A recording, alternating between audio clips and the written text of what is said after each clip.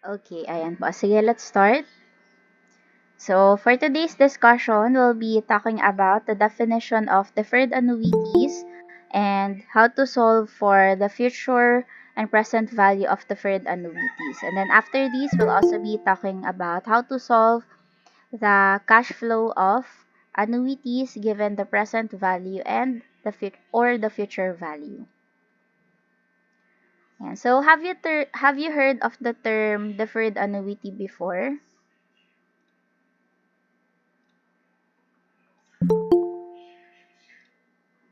Yan, may nakarinig na ba sa inyo what deferred annuity is?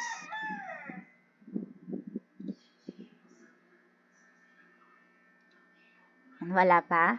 Okay, so let's define deferred annuity. So pag sinabi po natin deferred annuity, it is an annuity that begins after a given time interval known as the deferral period.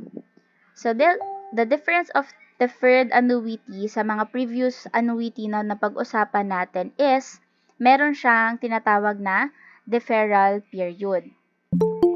Pag sinabi po nating deferral period, this is the amount of time in which you will not be paying for the annuity yet.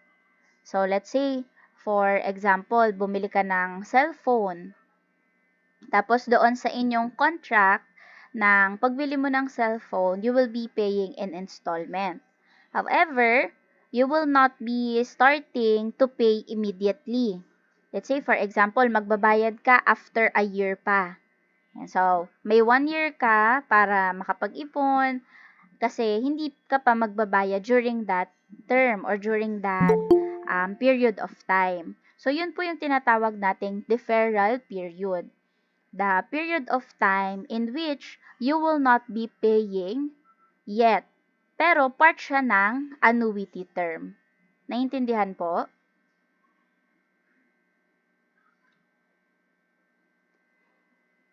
Ayan, okay. So that is deferred annuity.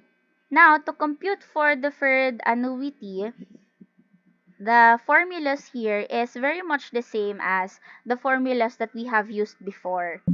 So, yung formula for the future value of the ordinary annuity and the formula for the future value of annuity due. Same formula rin po ang gagamitin natin. The only difference is when you are solving for the value of n. Ayan, natatandaan nyo pa po ba what is the meaning of n sa sa annuity?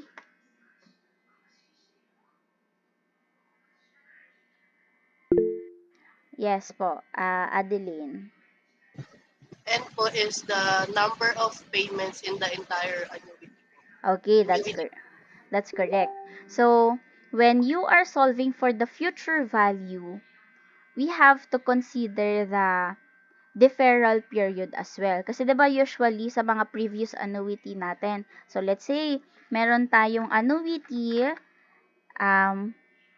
na ongoing siya for 5 years in which you will be paying monthly. Ayan. So in this case, what is the value of our N?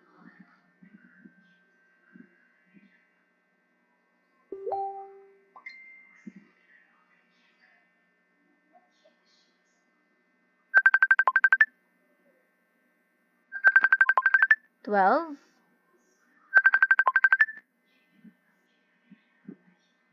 60, that is correct. Diba? We multiply the total number of payments in a year sa number of years of our annuity. So, that is 12 times 5. Kaya, 60 yung value ng N natin. Pero, let's say, for example, deferred annuity siya. So, meron tayong deferral period. Meron kang time na hindi ka magbabayad.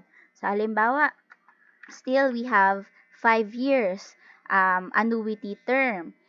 Pero meron tayong 1 year na deferral period. Tapos, still you'll be paying monthly.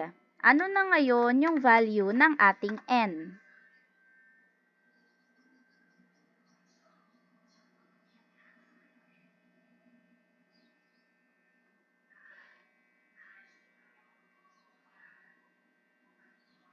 49.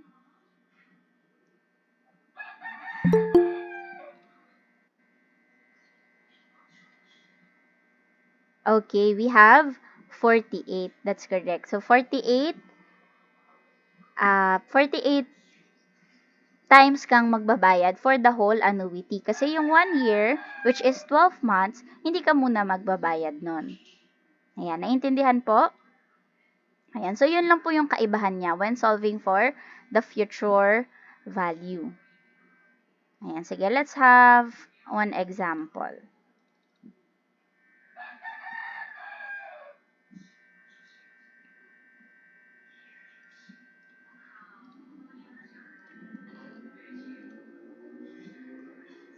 Yan. So, what is the deferred annuity value of a payment of 10,000 pesos at the end of every quarter for 10 years, with 2% interest compounded quarterly when the first payment is made 2 years from now? So, given this problem, what type of annuity do we have? Simple po. Sir, simple ordinary po. Okay, we have a simple ordinary annuity. So, bakit siya naging simple?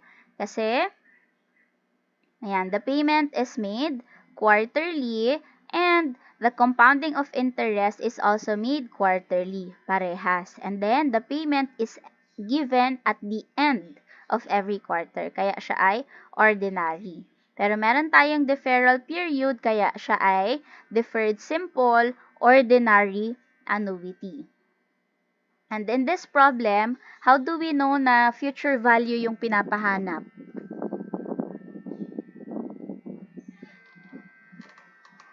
What is the clue word?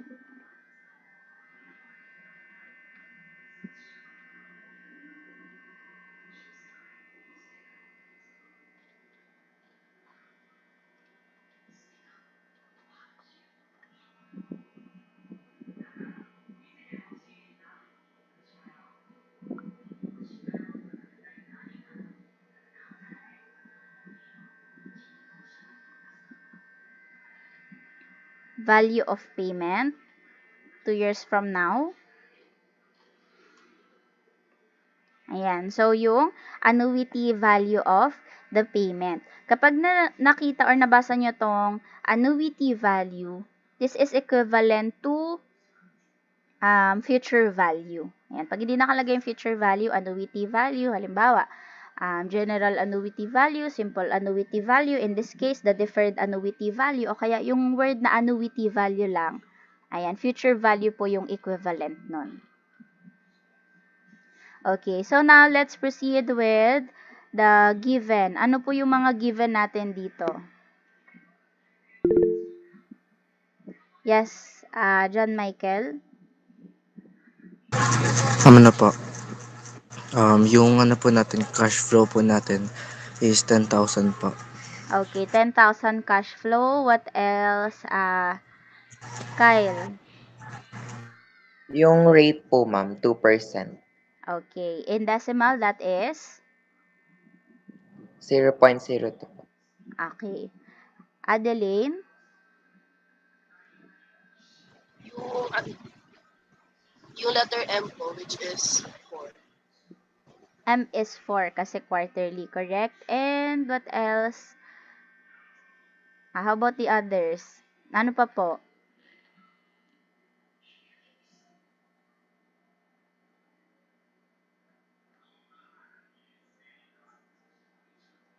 Sige, John Michael? Ano po yung ano niya po, yung N niya po is 32 po. N is? 32 po. 32. Okay, do you agree 32 yung N? Okay, bakit naging 32 yung N natin? Kasi we have a time of 10 years, however, meron tayong deferral period na 2 years. So, ito yung time na hindi tayo magbabayad. So, basically, magbabayad lang tayo for 8 years ng 4 quarters. Kaya N is 32. So, once you have all of this, marunong naman tayo mag-solve ng future value, di ba? That's the same with what we discussed last time. We'll just use the formula for the future value of ordinary annuity. So, simple annuity to, kaya ang I natin is just R over M. Kaya dito makikita ninyo, we have 0.02 divided by 4. Substitute all the values and then compute. Pag na-compute nyo na, you'll have 346,086.238. And when you round this off to 2 decimal places, the final answer will be 346,086.24. So, ganyan lang po yung future value ni deferred annuity.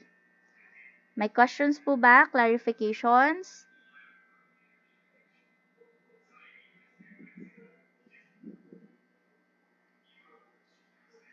Okay, walang questions. So, if not, let's proceed with the present value.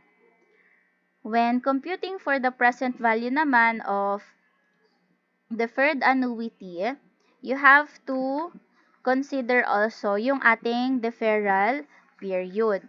So, the formula in finding the present value of deferred annuity is the present value of the whole period minus the present value of the deferral period. So, ibig sabihin po, magkukompute tayo ng dalawang present value. Una is the present value of the whole period. This is the whole annuity term disregarding the deferral period. So, hindi muna natin isasama sa deferral period. Basta yung parang normal na present value lang. Yun yung una natin i-compute. Pangalawa naman is the present value of the deferral period. Tapos isusubtract lang natin sila and you'll have the deferred annuities present value. Ganon din siya. And the formula is still the same as the formulas of ordinary and annuity due. Sige, let's have this problem. EJ agrees to pay 2,000 pesos monthly on a cell phone for 1 year at 6% compounded monthly. Payment starts at the end of the 3rd month. How much is the present value of the cell phone? Okay, in this problem, what is our annuity type?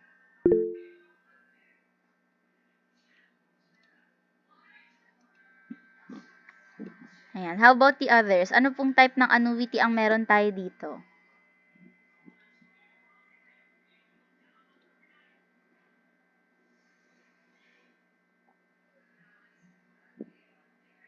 Anyone? Ayan, so payment is made monthly, interest is compounded monthly, payment starts at the end of the 3rd month. So, ano yan? Simple ordinary annuity. So, that's correct. We have a deferred simple ordinary annuity. And so, you're asked to find the present value. So, kagaya ng sabi ko kanina, pag present value, solve first the present value of the whole period and the deferral period. So, when you are solving for the present value, ganun lang din po. Identify all the given or the values from your problem. Pero, meron tayong idadagdag, which is the n for the whole period or the number of payments for the whole period and yung n natin for the deferral period. Yan, kasi dalawang annuity yung gagamitin natin. Una, for the whole period. Pangalawa, for the deferral period. So, sa unang annuity, n ng whole period ang gagamitin. Tapos sa pangalawang annuity, present value, yung n ng deferral period. Okay, sige, let's start identifying the values. CF, what is the cash flow of this given problem? Yes, Althea?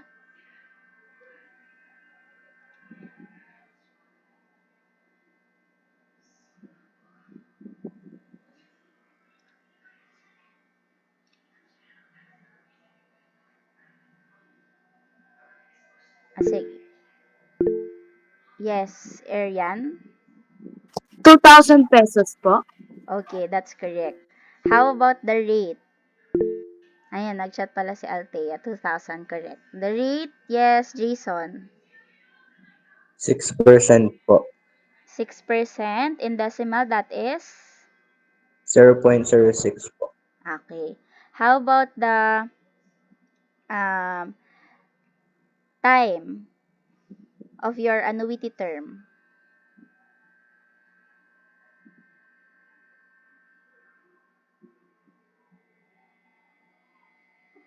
One year, that's correct.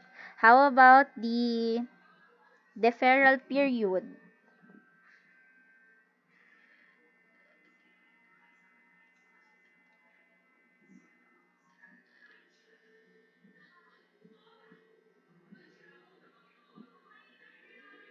Okay, we have a deferral period of 2 months, sabi ni Jasmine. Do you agree with Jasmine?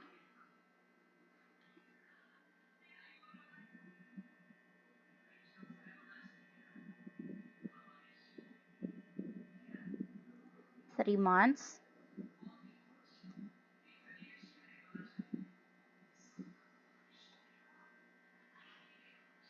Okay, ayan. So, is it 3 months or 2 months? So, dito po sa problem natin, sabi dito, the payment starts at the end of the third month. So, kailan ka magsa-start ng bayad? Sa halimbawa po, ang annuity natin ay nag-start ng January. Tapos, for 1 year, so mag-end siya ng December, di ba? That's 1 year, January to February. January to December. Ngayon, your payment will be starting at the end of the third month.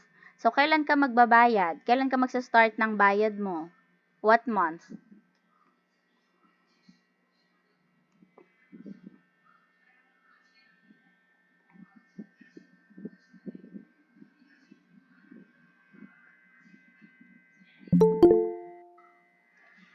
March. Okay. So, ano po ang ating deferral period? How many months? 2 months. Kasi January, February lang tayo hindi nagbayad. Ayan, naiintindihan po?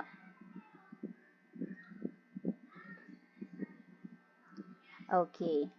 So, what is N for the whole period?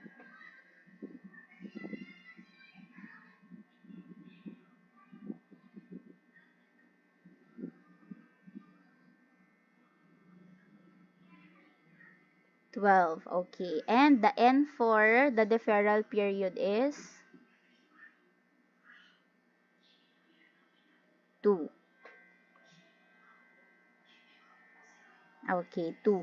Pag sinabi nating N for the deferral period, wag kayo malilito ha. This is the number of payments. 'Di ba? Yun yung ibig sabihin ng N. So, kung 2 months yung deferral period, ilang number of payments yung dumaan doon? Kapag monthly. 'Di ba? Dalawa lang kasi January, February lang. So, 2 is the N for the deferral period. Kasi yung 10, yun yung total number of payments na ginawa natin. And we use that for the future value. Pero sa present value, hindi natin siya ginagamit sa solving, sa deferred annuity. Okay? Ayan. So, these are all the given. So, once you have all of this, pwede na po tayong mag-start ng solving natin. So, we'll start with solving the present value for the whole period. And since this is a deferred simple ordinary annuity, this is the formula that we'll use. Substitute the values. For the whole period, we have 2,000 times 1 minus 1 plus 0.06 over 12 raised to negative 12 divided by 0.06 over 12. Yan. Tapos solve nyo lang as we have discussed last time and you'll get 23,237.86413. Yan. So, this is the present value for the whole period. After po ninyong ma-solve, proceed tayo with the present value for the deferral period. And, same given lang po yan. Ang magbabago lang is yung N. So, yung N natin magiging 2. And once you solve for this, we'll get 3,970.19875.7. Pag nakuha na po natin yung dalawa, we'll just subtract them.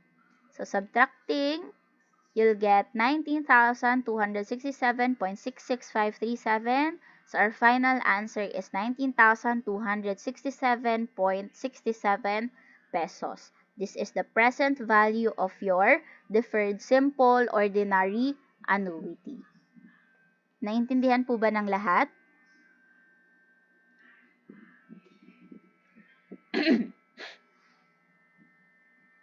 Ayan, meron po bang questions and clarifications about problem number 2?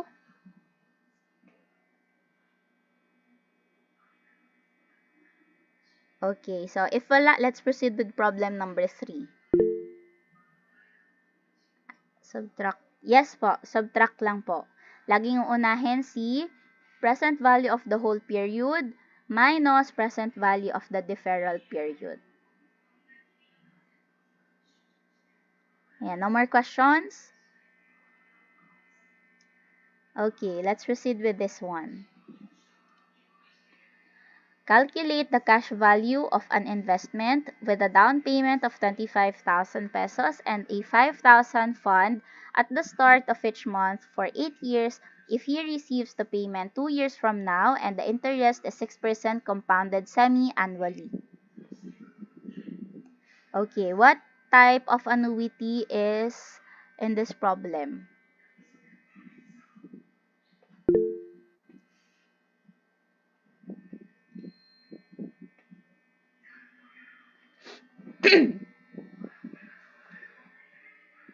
What type of annuity?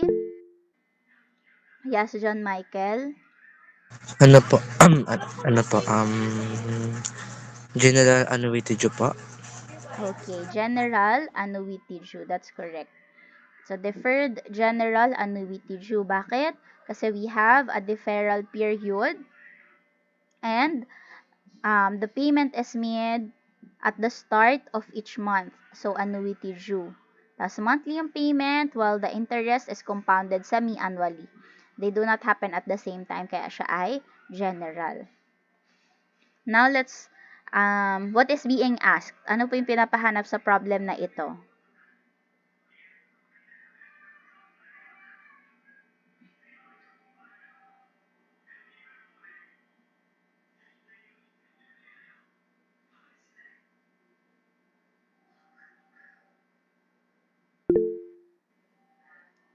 Okay, the fair market value or the cash value. And as we know, CCV or the fair market value is solved using down payment plus the present value. So that means kailangan muna natin i-solve si present value bago natin makuha si cash value. Ayan, sige po, let's identify what are the given in this problem. Yes po, Faith? Rate po 6% po or 0.06. Okay, that's correct. Great. What else? Ayesa? The down payment po is 25,000 pesos. Okay, down payment of 25,000. What else?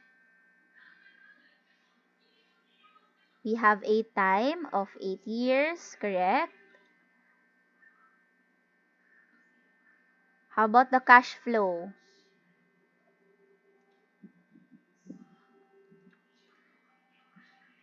$5,000.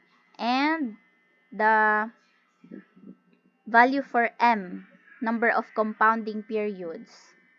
2, correct. Semi-annually. And N, for the whole year. For the whole period pala.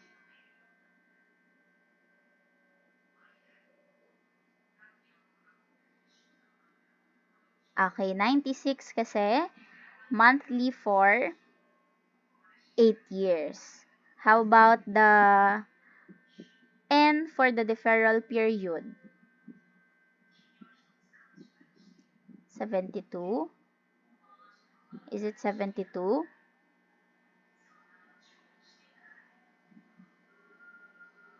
Okay, 24. Kasi, 2 years ang ating deferral period, di ba? So, if 2 years ang deferral period, tapos ang payment natin is monthly, ayan, pag minultiply natin yun, 2 times monthly is 12, so 24. Okay po, nakuha po.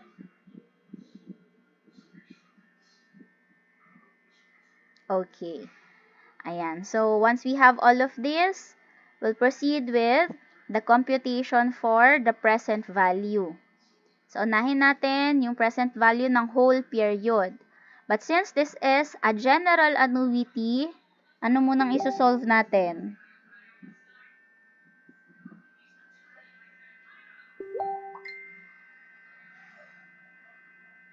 Okay, we'll start with I. So, ang I natin is 1 plus I sub 2 raised to C minus 1. So, that's 0.06 divided, 1 plus 0.06 divided by 2 raised to 2 over 12 minus 1. Paki-compute po, what is I?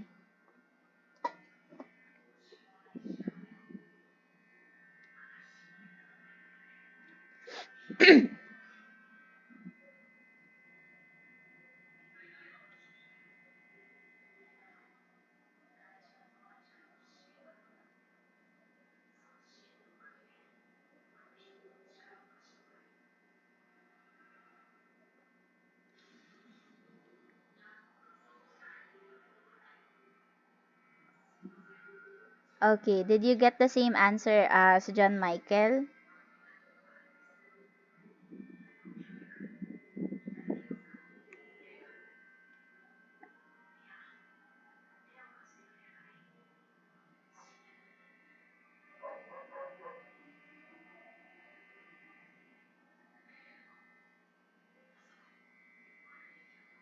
Yan, nag-solve po ba yung iba?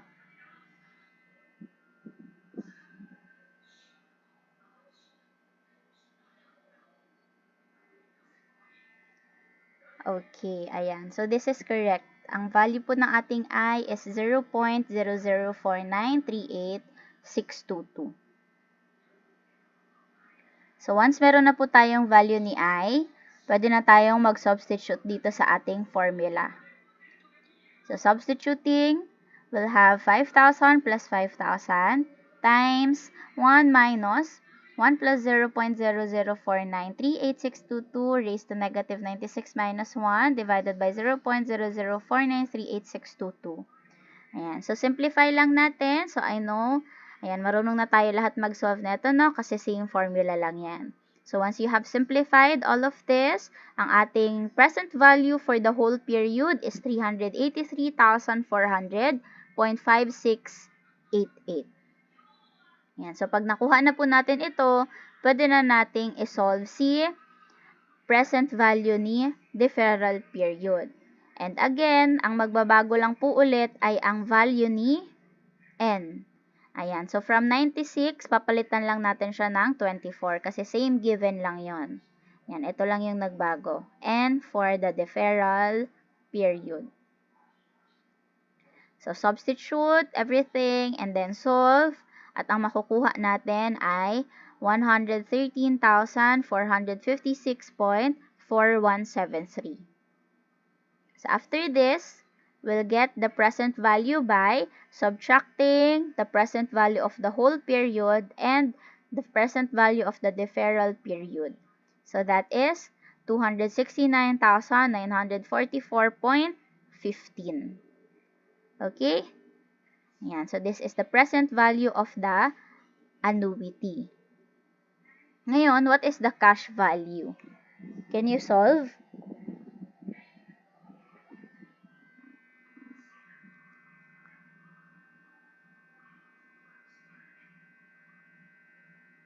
Send your answers in our chat box.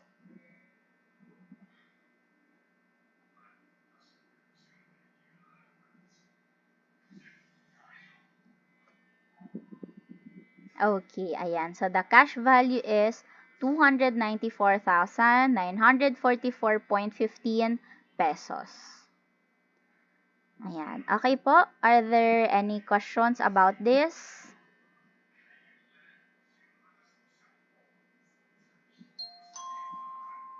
Clarifications? Wala? Okay, ayan. So, this is deferred annuity. Ngayon naman po, let's proceed with solving cash flow of annuities. So, in solving cash flow of annuities, ang formula lang po natin dyan ay na-derived from the formulas that we have for future value and present value of annuities. Ayan. So, makikita nyo, di ba, almost the same values lang yung nag-appear dyan. So, ito lang po yung mga formula natin. Kapag ordinary annuity siya, if the future value is given, we'll use the first one here. Tapos yung ordinary annuity, tapos given sa present value, so we'll have the second formula. Same with annuity due. It depends if the future value or the present value is given. So, mamimili lang kayo dyan kung anong formula ang gagamitin ninyo and then just solve using using your calculators. Ayan, so cash flow, ayan, we have discussed the definition of this. This is the amount of payment in each interval. Sometimes this is referred to as the periodic payment or the regular payment. So in our discussion, ang ginagamit natin sa kanya is CF, 'di ba? Pero for other books or sa ibang sources, minsan ginagamit dyan P o kaya naman R. Yan, merong S. Yan, depende sa libro. Pero same formula naman yon, same lang ng makukuha. So, in our case, yung CF na yung gamit natin sa kanya since the start, we'll just use CF here. Yan, so, yan, I hope you know how to solve using these formulas. Pero let's have the problem that we had sa bonus yesterday sa problem set ninyo, yung number 6. Ito. The present value of an ordinary annuity is 35,850.69. What is the cash flow if the annuity term is 4 years paid semi-annually at 5% interest compounded semi-annually? Okay, what type of annuity is this?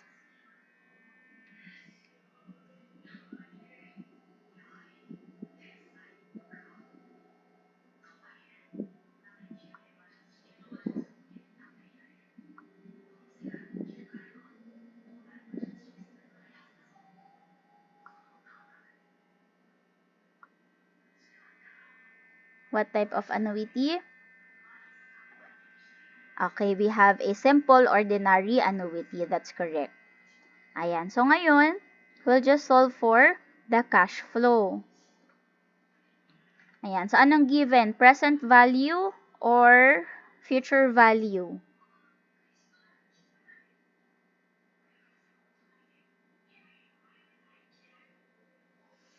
Present value po. Okay. Present value. So, present value, which among the formulas are we going to use? 1, 2, 3, 4. 2 po. Okay, 2. Kasi simple ordinary annuity, tapos present value. So, yun yung gagamitin natin, this one. Yan. So, just find all the given. Cash flow is missing. Present value is 35,852.69. R is 5% or 0.05. Our time is 4 years. M is 2. Total number of payments is 8. So, substitute all that sa ating formula number 2 and we'll get this. 35,850.69 divided by 1 minus 1 plus 0.05 divided by 2 raised to negative 8 over 0.05 over 2.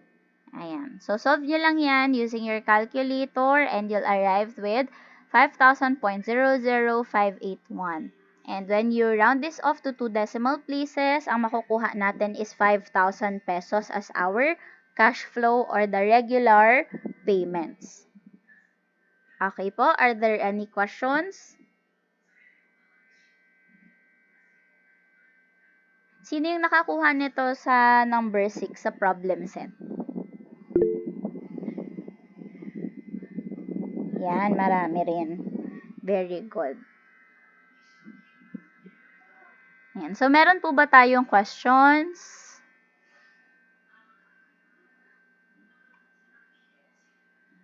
Wala na? Ayun. So, yun lang naman po everyone and we're done with our discussion of annuity. So, for tomorrow's discussion, we'll start with stocks and bonds. Yan, sana matapos natin hanggang consumer loans para makapag, na tayo, propositional logic. Yun lang po. Thank you everyone for attending. See you all tomorrow. Bye! Bye, ma'am. Thank you po. Thank you Thank you po. po.